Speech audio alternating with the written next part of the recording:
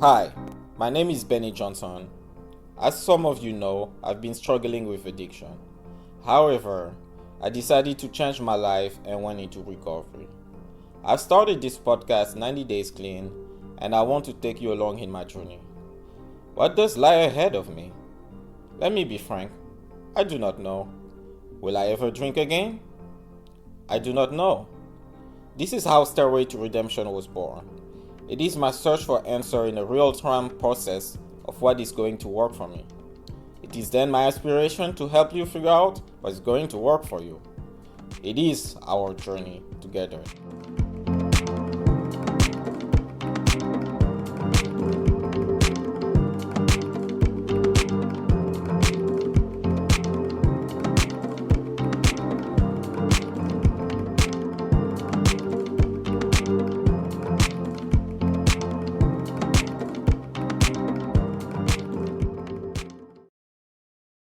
Hello, and welcome to another episode of Stairway to Redemption.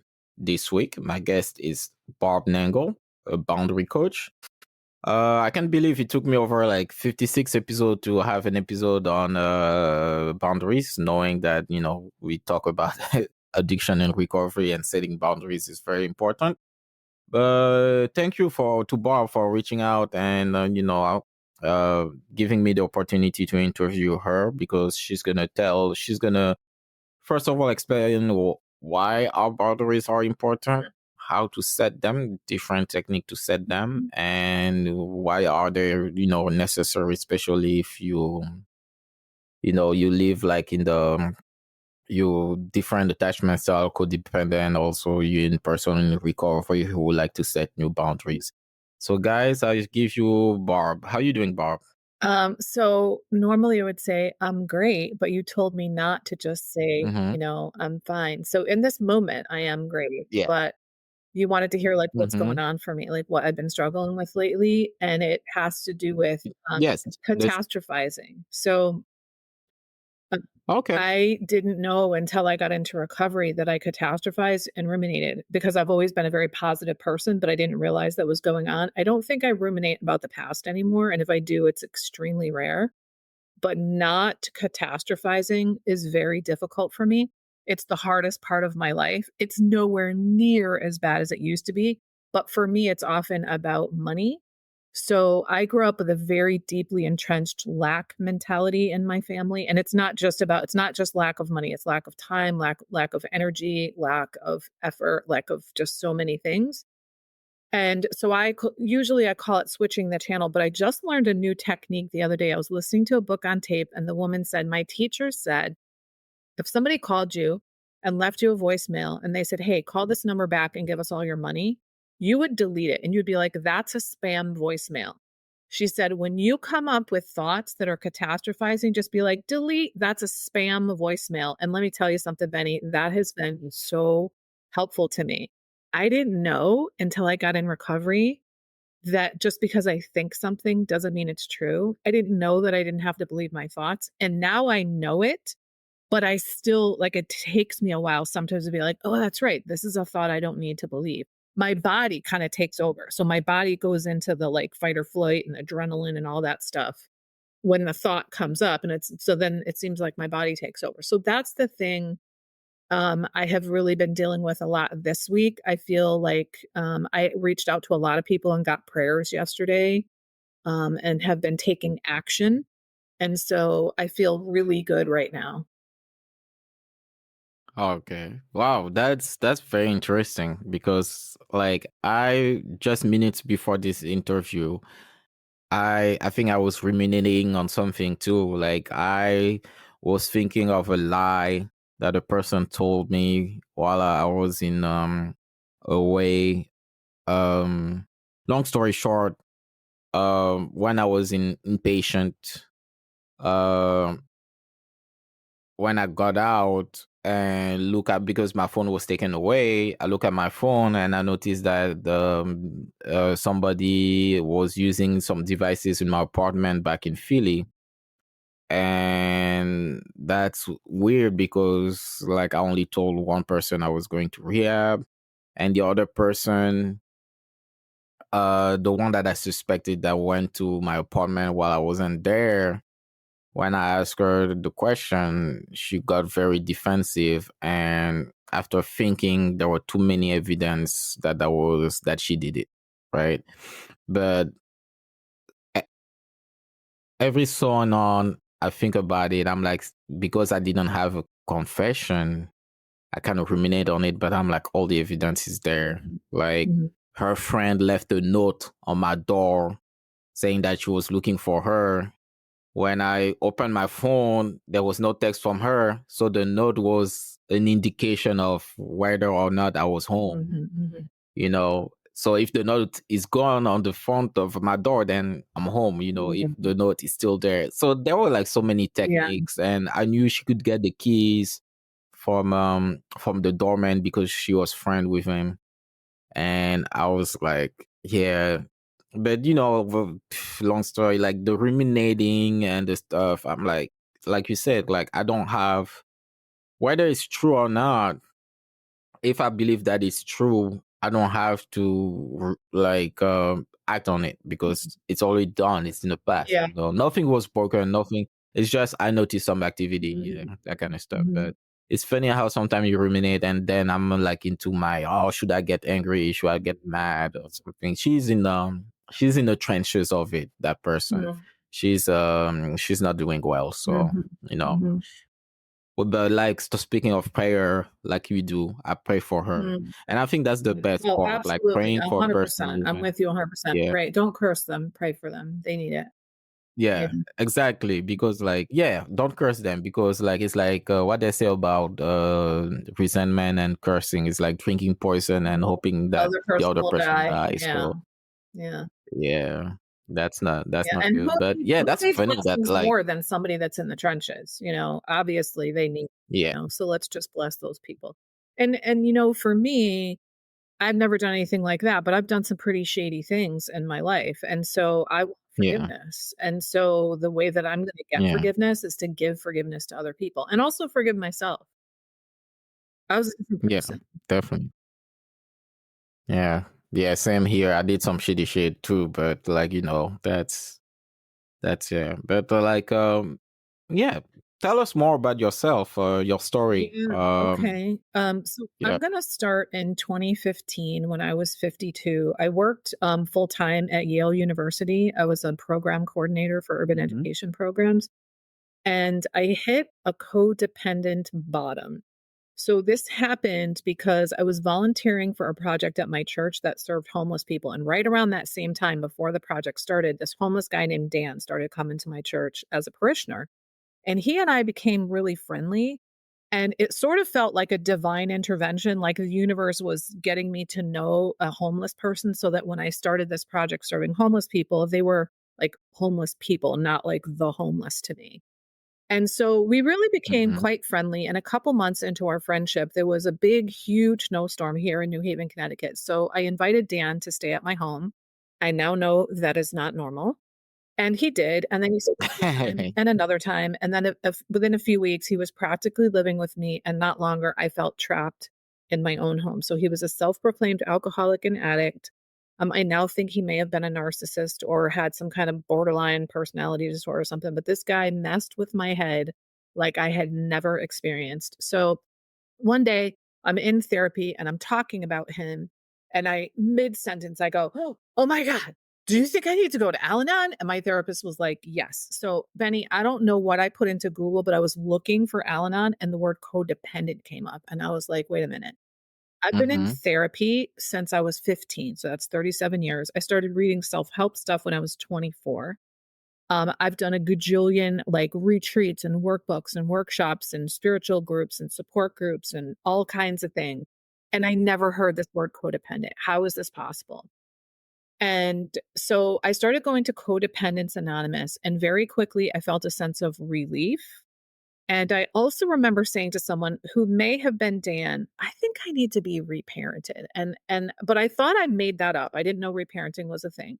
So 6 weeks into going to Coda, I go away to visit some friends, one of whom had been in AA for many years. And she had raved since I met her about how dramatically her life was transformed from AA.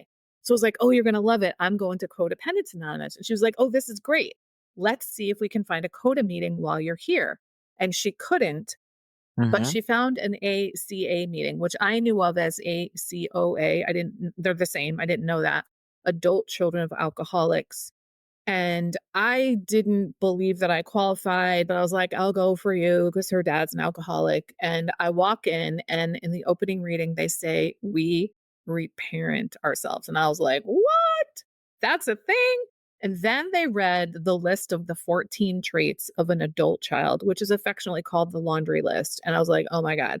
I then found out it's actually called Adult Children of Alcoholics and Dysfunctional Families. Now that I qualify for. Mhm. So my friend tells me I Okay. sobbed the whole meeting. I don't remember that, but I bought the literature and I came home to New Haven. I started going to a meeting. Within a few weeks, a women's meeting started in New Haven. I started going to that. I still go to that.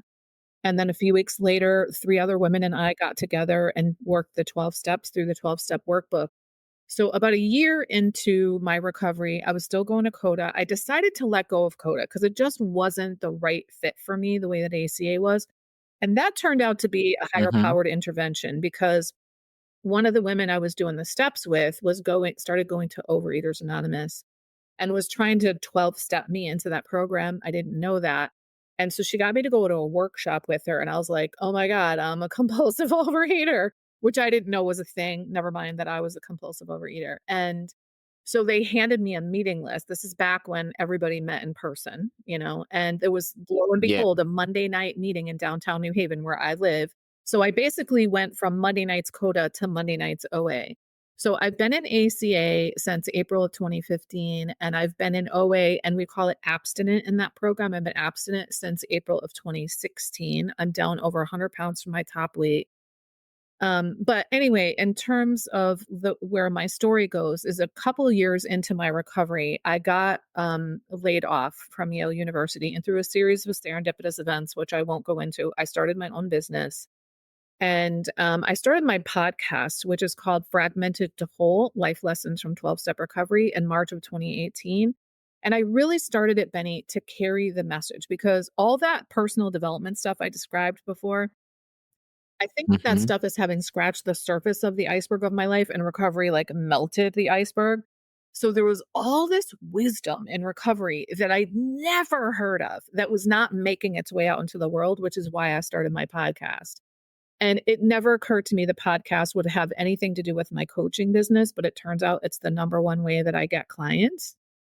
The first couple years, I was just sort of a generalized coach. And then, of course, you have to niche in any kind of a business. And so it just made sense for me to be a boundaries coach because my core wound is codependence, and boundaries are basically the antidote to codependence. And also, I mentioned I was still working at Yale when I got in recovery. I was the only one in recovery on my team. I was the only one building boundaries, and I was astonished at the ripple effect on my team.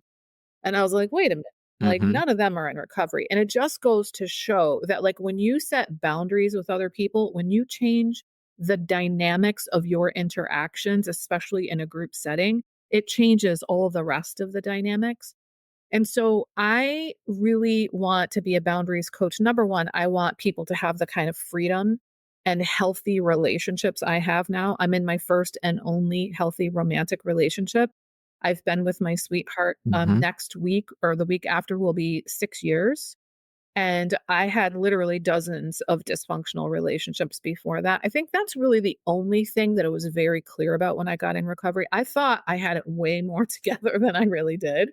Because in some ways, I Mhm. looked on the outside like I have it together. I had a career at Yale. I own my home. I pay my taxes. I volunteered. But my life was unmanageable in many ways. And that explains my Mhm. year. I drank really heavily until I was in my early 40s.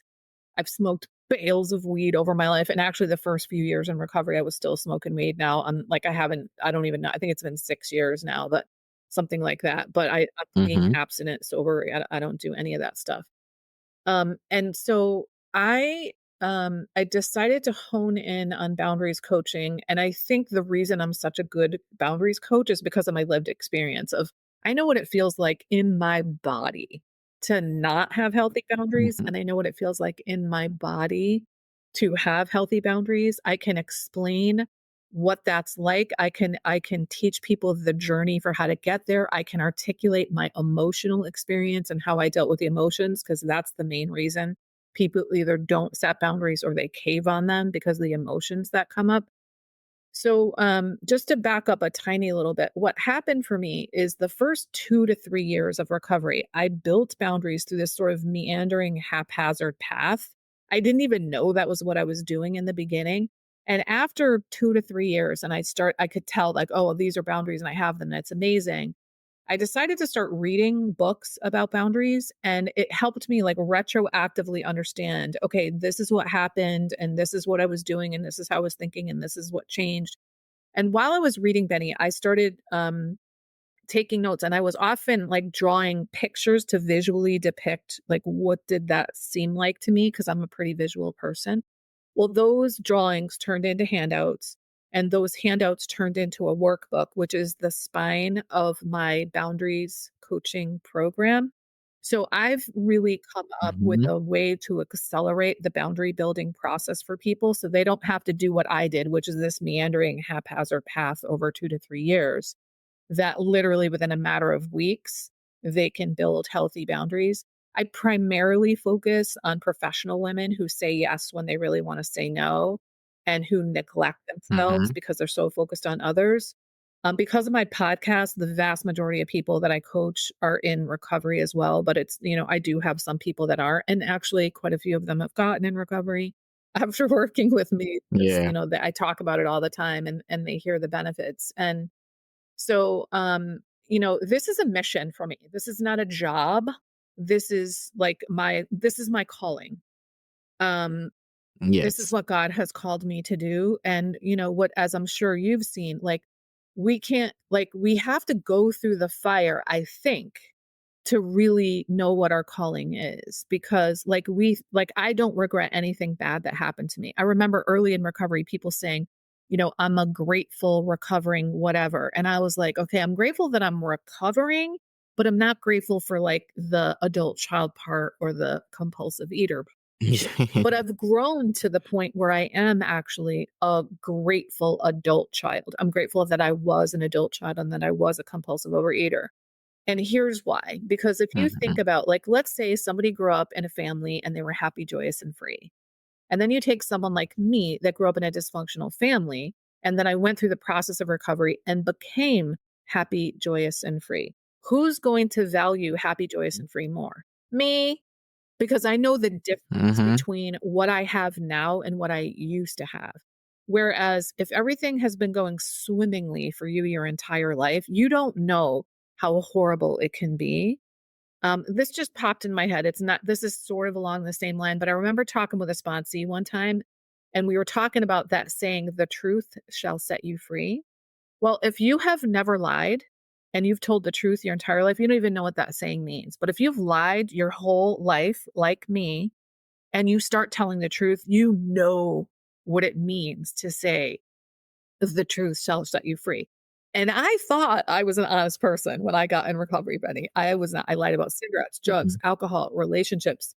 I lied about mostly in the people pleasing department, like a lot of image management, saying yes, saying I was fine when I wasn't, all that stuff. So to me, that's similar. Like, you don't know what it means to have the truth set you free if you've only known the truth. You don't know what it means to become happy, joyous, and free, and how to really value that if you've always been happy, joyous, and free.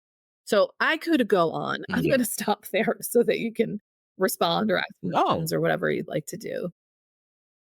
Oh man, I was like just listening because I was just mesmerized by what you were saying, but like I had few questions. Let me feel. Oh yeah, so like the beginning when you were telling me about the church and you starting hosting that homeless person um was did that become like a romantic No, relationship no. or okay, so it was just out, but like how were they how were they able to influence you to stay around? And like, because you mentioned the part that they were like, they might have been narcissistic. So Yeah. like, yeah, So are you I'm asking, like, what curious. specifically did he do and say to me? Are you asking why I kept him around? I'm not quite sure what you're asking me, or both. Yeah, Yeah. both Okay. actually, Okay. because most of the time, and I might Mhm. generalize my experience or the stories I've heard, are usually romantically involved. Mhm. He gives me attention and stuff, and he was good at the beginning, and Mhm. then the narcissistic behavior started, Mhm. and they kept that person around because they're longing for that. Oh, the good times we had, they know that it's those good times are, so they're trying to hang on those. But like, Right. since you're Mhm. telling me that you didn't have a romantic Right. relationship Yeah. with that person, Yeah, I was wondering yeah. what. Yeah. The way that I can understand it now only came after doing a relationship inventory Mm-hmm. in ACA. So one of the many patterns that I saw when I did that was that my codependence in my and because when I first did the relationship inventory, I only did it on romance. I didn't do it on friendships or colleagues or family or anything. I later did that, but I Okay. saw my codependence get worse and worse and worse. The last relationship that I was in before recovery was hands down the most codependent, barring the homeless guy. And, like, I literally said to this guy, so my previous boyfriend before recovery, his name was John. And one of the things I said to him maybe 3 weeks in, I literally said to him, let's see if we can heal those wounds. Like, I have that kind of power. Like, that's what I went into that relationship with. So I had broken up with him maybe probably not even 6 months before I met Dan, and then it was probably 2 to 3 months after I met Dan that I invited him into my home. But before I invited him to my home, obviously there was something going on that I felt like I could invite him into my home. I started feeling responsible for him. I felt badly for him because especially because it was snowy in the winter in New Haven. And I remember one time having a conversation with him, and at this point he was staying with me much of the time. And I said something like, "You have it so much harder than I do." And he was like, "What are you talking about?" He goes, "I don't have to do shit. I don't have to be anywhere. I don't have to do anything. I don't have to have any responsibility." And I was like, "What?" Like, to him, Uh-oh. living out in the weather and having to, like, go to soup kitchens and go into AA meetings just to get coffee and be warm, and having people say horrendous shit to you and not knowing anything about having any security or anything, to him, that was easier than being responsible. I didn't know that at the time. Now I look back and, like, he was afraid of responsibility is what he was afraid of. But I somehow felt responsible for him. So I started by doing things like giving him a dollar here or there, taking him for a ride, making him a meal. I allowed him to take a shower at my house. Then I allowed him to sleep on my couch. Then I allowed him to do his laundry, at my place. Like it was like a slow but sure kind of thing. And I felt like it was like, this is the kind of thing that I hear with clients all the time. Like, well, I have so much and they have so little. Like, what kind of a person would I Mm-hmm. be to refuse them?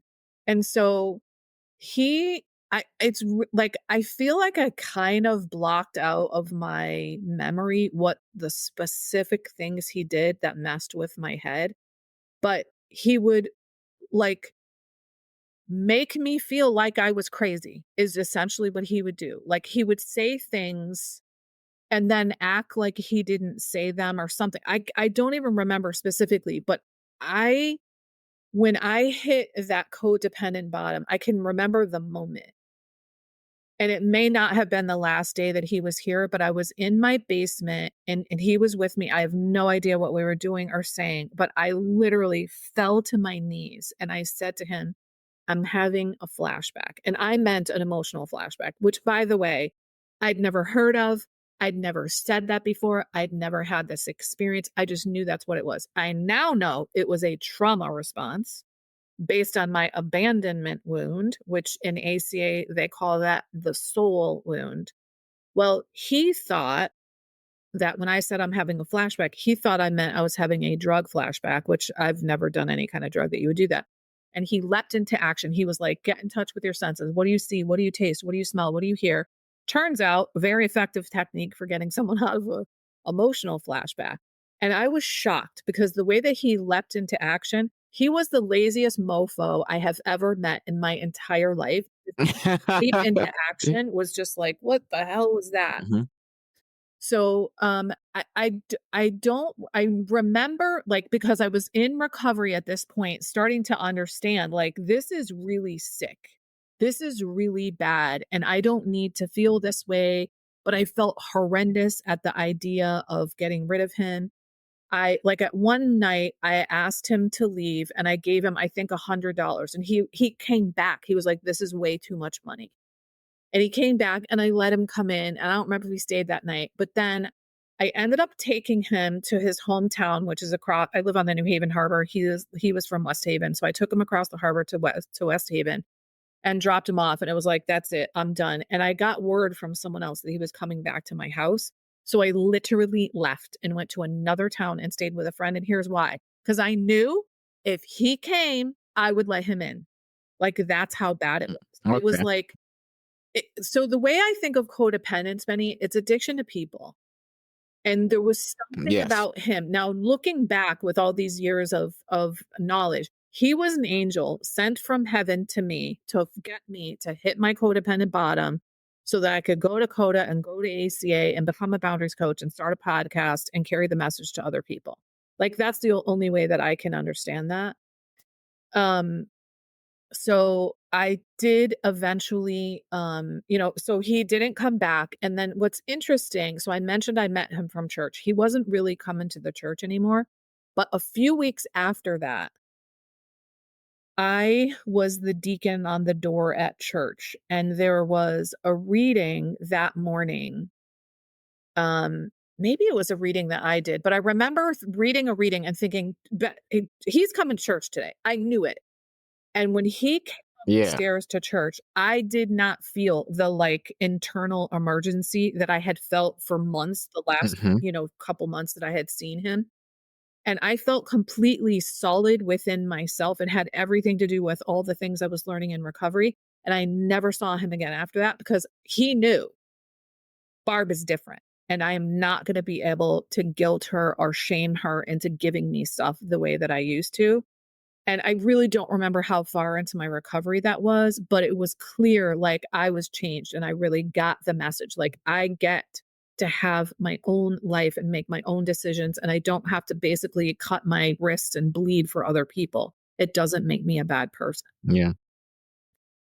So, Yeah. That's yeah.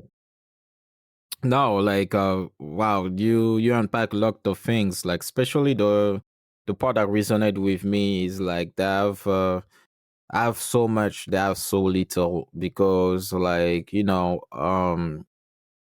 I'm an immigrant here. I moved in the US in 2008 and I have a bit of survivor guilt because, I'm from a third world country.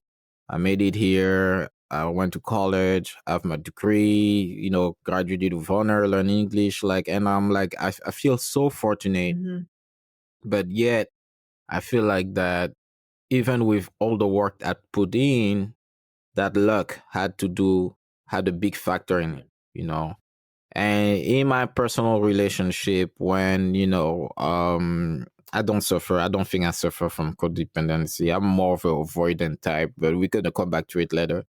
I let other people step over my boundaries because I was like, I can take it, they're not doing well at the moment. I'm doing better. I will let them, I was not oblivious at what was happening, but I was just too confident that I could take it. mm, And the problem with that at posteriori is that at the moment, yes, I could take it, but I will never like to go back to ruminating. Like, and then after you ruminate, you're like, how can that let that happen? Like, they probably think that I'm soft. Then you think like that. You start spiraling in your thought mm, when if I had at the time just set the proper boundaries, I will not have to mm. spiral in those Yeah, thoughts right yeah, now. But yeah, I understand perfectly what you're saying with the yeah, I have so much, I have so little, I want to help and yeah. stuff. But I have a couple of thoughts about just to that. Is it move, okay if I respond? Yeah. Go And ahead before so, we move. one, Yeah. yesterday I did a boundaries workshop in a recovery community, and somebody said he was telling me a situation where he allowed someone to take advantage of him and he doesn't do it anymore. And then he gave a new example and he said, um, you're mistaking my kindness for weakness. I was like, ooh, that's good. I'm totally going to use that.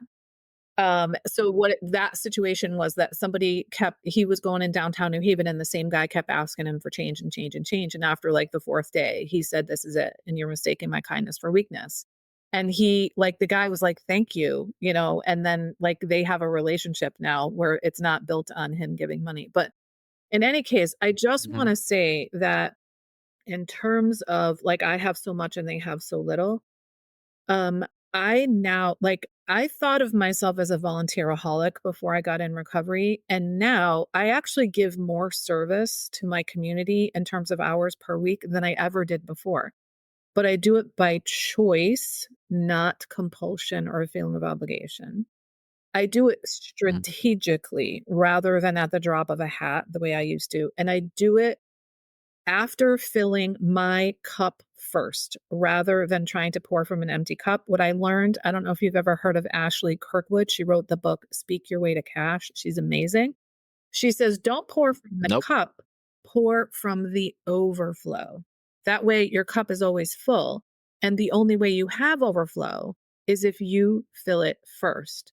So, some people out there Mhm. might think that when we have boundaries, it means that we're not helpful, we're not giving anymore. The opposite is true. I'm actually more giving because I give from a place of abundance rather than a place of lack. And I mean that in two ways.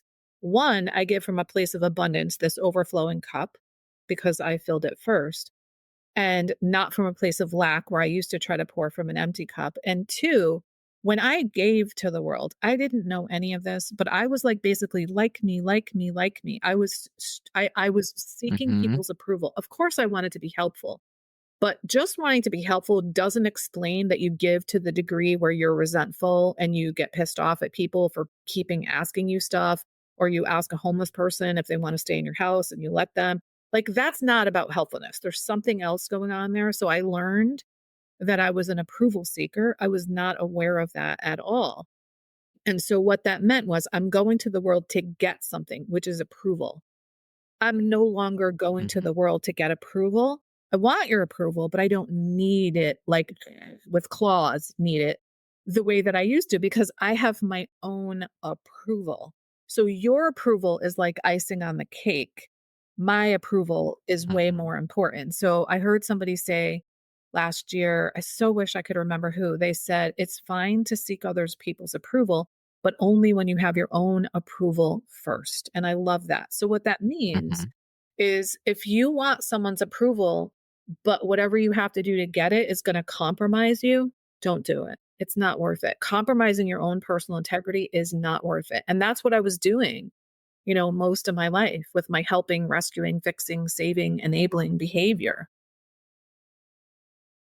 Yeah, I mean, like, oh, that's totally true, and I cannot help but also relate and to this experience, and the need for approval is true. And I'm reading. Was that a podcast or like a book I was reading where uh like the need for approval is basically integrated in us, like almost Oh, genetically, absolutely. Yeah. because yeah, because the approval means that you have value. Value means that you're gonna stay with the tribe, Oh, and if you stay with the yeah. tribe, you're gonna Right. You're not survive. going to die. So that chain of, Yeah.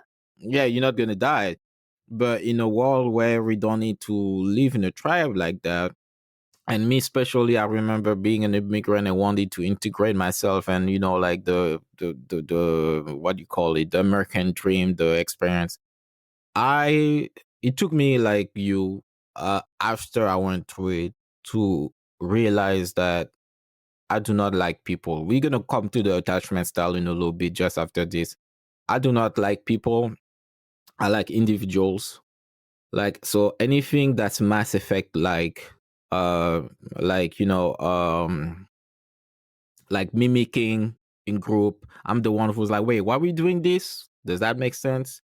or like labeling or virtue signaling, and those things that happen in social environments, especially in college, at parties, at bars, for me, don't sit well with me, right? And in order to cope with it, one of the reasons I was drinking and using was it made it more tolerable for me to be in those Mm-hmm, environments, mm-hmm. right? But like it took me after recovering to be like, yeah, you see, because the moment when I felt irritated at sometime at parties was, yeah, those moments where the things were very performative. Like, look at me, I'm looking alpha. Look at that girl. Oh, I'm cute. Like, and I'm like, no, you guys are not real, and it's me. That's what I believe. I'm not saying they're wrong. I'm not saying they on the wrong path. They're not. No, it's just like Yeah, it wasn't. now I have my own. Yeah, one now I have my own approval that this is not for me. That I don't want to be part of it. And yeah, so like now I understand I don't need to seek their approval. To be part Mhm, of the tribe or mhm. something. But yeah, to now, like, let's talk about the attachment style. We talk about codependency, avoidance. Mhm. I will let to you to define those for the audience, and we're gonna continue from Yeah, I mean, I'm not an expert on attachment styles. I know the basic, there. Hmm. there's anxious attachment, which people like are chasers, and then there's avoidant, which are the runners. Hmm. And then there's disorganized, which people that are both, that's me. And then there's secure attachment, which people that feel secure. Basically, essentially, they got securely attached as children, typically, and they're securely attached to themselves and don't like need or feel the need to push other people away. But you can become secure. I feel like I'm securely attached now. Codependency to me is different. Codependence is both people, the avoidant and the Anxious. anxious, because it's Yeah. codependent. But the typical codependent is the anxious attacher that's chase, chase, chase, chase, chase. But they have to have somebody to be codependent with. And so typically, it's like the classic example is the codependent person is the spouse or romantic partner of the addict or alcoholic. That's what most people think. And that is a very common profile, but it's not always the profile. But a codependent is essentially someone who is focused on that which is outside themselves. So, what are other people doing, thinking, saying? What does he need, she need? What do they need? What does this situation need? What does the organization need? Or in the nonprofit sector, what does the cause need? So, they're entirely focused outside themselves, which means all of the energy is going outward. It's a complete drain on energy because it's all going out and because we can't control people, places, and things. So we tend to be exhausted Hmm. and we pay no attention to ourselves and what we want, what we like, what we need, what prefer. We put our needs aside and we act like I literally went into my last relationship before recovery. I didn't say these words, but it was like, I'm here to meet your needs. I don't have any needs, and this is all about you. And that's how I went into the relationship. Obviously, that is not sustainable. And then I eventually resented him for not meeting any of my needs, which I really acted like I didn't have any of, and then never told him about and expected him to read my mind and know that. But even if he asked me and said something like, I can't read your mind, I would be like, I'm not expecting you. I can now know, looking back out through the lens of a recovered person, I actually did want him to read my mind and I wanted him to just know. And part of that has to do with the fact that growing up in a dysfunctional family, what we say in ACA is there's three dysfunctional family rules: don't talk, don't trust, and don't feel. So there was no talking in the Hmm. family. You figured stuff out by context. It was in direct communication. So now I understand the reason I wanted him to read my mind is because I thought that's how it worked, because that's how it worked in my family. So I went into it with like, I'm here to meet all your needs, which is unsustainable. And so if we think about the codependent, like the classic codependent being the spouse or romantic partner of the addict and alcoholic, They make their entire life be about the addict or alcoholic and about getting them into rehab or getting them into meetings or making sure they're not drinking or getting them into treatment or whatever. And they make everything about them and they neglect themselves and they forget they even have a life. And, I remember hearing an Al-Anon speaker one time say, he was a father of an adult man who lived at home and was an alcoholic. And he said, nothing has changed in my last year of being in Al-Anon, but everything has changed. So his son is still an alcoholic. He still lives at home, but their relationship has changed entirely because the father is not allowing stuff to go on. He is not putting his son at the center of his life. He is living his life and, has certain boundaries with his son. And I was like, that's a perfect description of what it means to have healthy boundaries. The dad is focused on himself and his life. He cares about his son, but his son is not the focal point of his life. He doesn't feel like he's going to die all the time because he's worried constantly about, getting his son into rehab or, lying for him when he doesn't show up for work and all that kind of thing. So, learning how to build healthy boundaries there's a lot that goes into it, but it's essentially learning to keep the focus on yourself, like the Serenity Prayer says. Mm-hmm. Courage to change the things we can. And I think of the Serenity Prayer really is about being about boundaries. Like I need the wisdom to know Yeah. the difference between what I can and cannot change. Well, what that's saying is I need to know where is the boundary. And the boundary Yeah. lies between what I can and cannot change. So I'm focused on what I can change, and I learn to accept the things I cannot change, which is other people, places, and things. Okay, I see. That's beautifully said.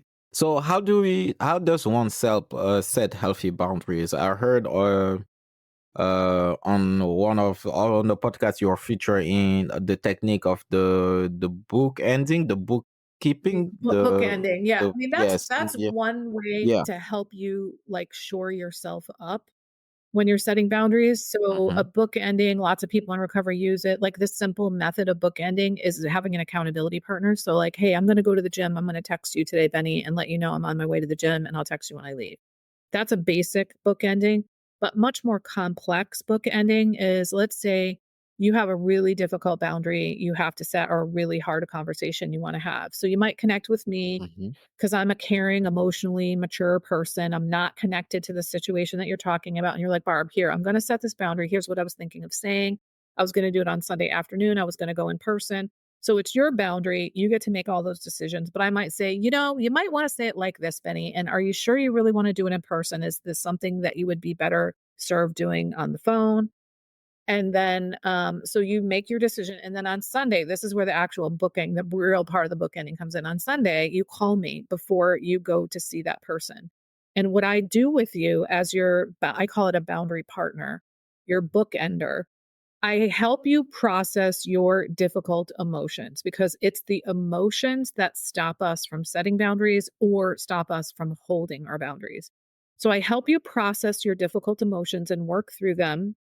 I also reaffirm you and I say things like, you're doing the right thing, Benny. You deserve to have this boundary. You are not a bad person for setting this limit with this person. And what this does is when you go into the situation where you set the boundary with a person, there's somebody who knows where you are, what you're doing, and what you're going through. And because you've already processed these emotions, you're much less likely to have them come up and launch them at the person. So you go into this situation, you set the boundaries, and then you reconnect with me. So this is the other part of the mm-hmm. bookend. So again, I help you process your difficult emotions. Even if things came out well, you might still have difficult emotions. Like, am I a bad person? Should I have said that? Yeah. So I'm going to help you process that. And again, I'm going to affirm you, like, great job. You did the right thing. You're your own person. You get to make these decisions about yourselves. And, I had learned the basic form of bookending in recovery, but I experienced this form of bookending as an experience well before I became a boundaries coach with someone in recovery. And I couldn't believe what it did for me because the reason that emotions are so difficult for so many of us is we do a horrendous job in our society of dealing with emotions. We don't teach children how to do it. And then if you grow up in a dysfunctional family, it's not only that we don't teach them how to have emotions, we basically ridicule and shame, etc., them for having emotions, or maybe even punish them. So we didn't have healthy adults to help us process our emotions as young children. And so it's like we have like decades of emotions welling up inside of us. So when we have someone who's helping us process the emotions of that particular situation, we feel connected to that person. We feel like we're not abandoned. And abandonment is like the core issue for people who are in adult children, people who are in ACA. And typically it's because we were emotionally abandoned as children. Some people were actually literally abandoned by their parents or caregivers as children, but all of the people in ACA were emotionally abandoned. And that's that core wound, that soul wound I was talking about. And so when I hit my codependent bottom on the floor in my basement with Dan, I now know that was my abandonment wound being triggered. So it wasn't Dan that was making me have that situation. It was the abandonment wound of my parents being emotionally abandoned by them as a child. And so one of the reasons that people don't want to set boundaries is because they grew up either in an enmeshed family where everybody was in everybody's business, or they were abandoned emotionally, or both, which was the case for me. So when they go to set boundaries, they know this is an enmeshment, and boundaries feels like abandonment. So they're afraid to set boundaries with people because they don't want to be abandoned themselves. Even if they're the one initiating the boundary, it can still feel like abandonment. Like, let's say you're dating someone and you break up with them. You can still feel abandoned, even though you initiated it, because they were there and now they're not. Same thing with a boundary. You can be the one setting the boundary and still feel abandoned. So if you have this boundary partner who is with you in the process before and after and process your difficult emotions, you get, I'm not abandoned. I am connected to another person. So that's a technique. There's a lot more that goes into how do you know what your boundary is and what to say and all that kind of stuff. In the case of the boundaries not being respected, do you does the boundary partner has to check on the person to make sure to see what happened? You could do Because that. maybe the one that was supposed Yeah, but your boundaries are yours. They're not your boundary partners. They belong to you. And so you're in charge of enforcing them.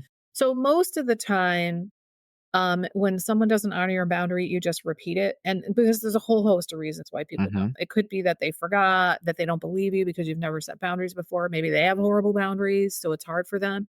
So like if I said, hey, please knock before you come in, and you don't, then I say, hey, remember I asked you to knock before you come in. And then if you don't, again, like, maybe you didn't hear me. I asked you to knock before you come in. And then like the fourth time, I might get up and walk you out the door and shut the door and be like, okay, now knock on the door. Like that may seem infantile, but clearly the person is not getting the message.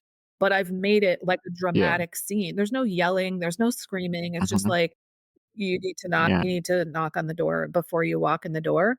So you say something. Now, if someone is toxic, inebriated, violent, won't take no for an answer, then you need to talk about it.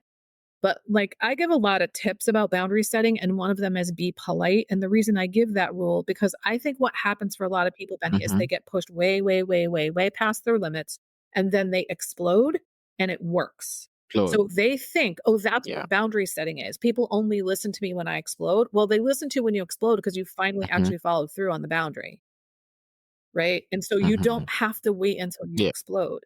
But if there is someone who is like violent or like drunk as hell, you might need to be a jerk about it. You might need to be mean and rude, but like 99.9% of the time, you don't need to be rude when it comes to setting a boundary. Yes, that's what actually leads me to my last questions. Like, I think I'm fortunate to be a man who's pretty strong. So when my boundaries are about to be crossed, I can just growl a little bit and people are like, okay, he's serious. But I wanted to be, is there a difference between men and women when it comes, because like most of the time I can do that, but I'm not sure like Mhm. if a woman can actually show, like a show of Of strength of course. force Yeah. when her Yeah. boundaries are about, Yeah. yeah. I mean, the main way I do it is I say it with self-assurance. In the beginning, I didn't. I was practically shitting my pants in the beginning when I did it, and this is why I Mm-hmm. needed other people.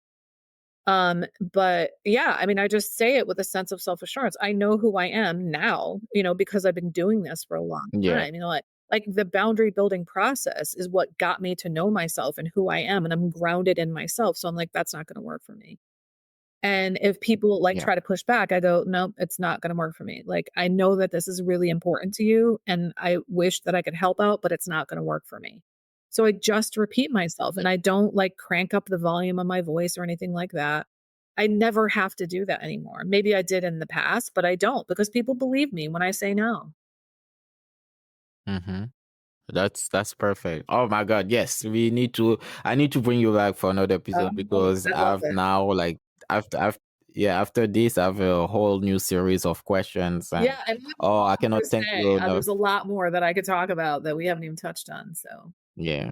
We need to do a part two to this one, sure, I'd love. definitely. But I want to thank you a lot, Barb, for being a guest to Stairway to Redemption. And yeah, I'm gonna give you the word of closing where we can find you and stuff. So like, yep, Yeah. close us up. So I just came out with a free boundary building starter kit. So the best place to go is boundariesstarterkit.com. It actually takes you right to my homepage, and on the homepage is where you sign up for that. So it's some of my best content. It's multimedia. So there are 9 videos, there's a couple of worksheets, there is an article, and then I have 284 episodes of my podcast, but 35 of them as of this moment are about boundaries. So in the kit, there's a playlist of just the boundaries episode, and it's evergreen, meaning every time I add another episode that is about boundaries, it will show up in that playlist. So you should bookmark that. And then you can find everything about me on that same page. You can get to my Instagram, you can send me a message, you can look about my paid offerings. I do private coaching for anybody, and I do group coaching for women on boundaries. And as I said, I have a whole curriculum that I developed, and I've created an accelerated method for you to build boundaries so you can do it in weeks rather than years like I did. That's amazing. And guys, I'm gonna add the show notes to the description so you can reach out to Barb easier. But yeah, thank you very much again. And guys, I will see you in a couple of weeks. Thank All you. right. Thanks, Manny. Bye.